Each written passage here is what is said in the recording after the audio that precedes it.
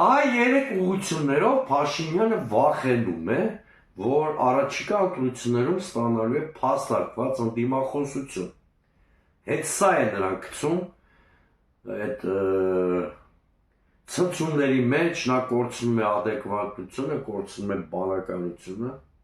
Իդեպ Նիկոլ Փաշինյանի այս ներվային վիճակը փոխանցում է նաև իր թիմակիցներին։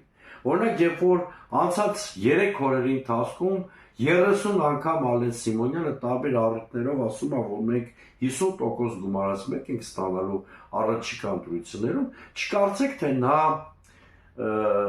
այնքան կորցրել է adekvatությունը, որ չի հասկանում, որ Պլիդուսի չափ ընկած է իրենց վարկանիշը եւ իրենք որևէ պարագայում 50% գումարած մեկ չեն կարող ստանալ։ Ալենը մյուսները դա շատ լավ հասկանում են, բայց փորձում են կոտրել են հոգեբանական մանտրաշը, որ ԿՊ-ի եւ նրա համակիրների շրջանում առաջացրել օրինակ Գյումրիի ընտրությունների արդյունքները։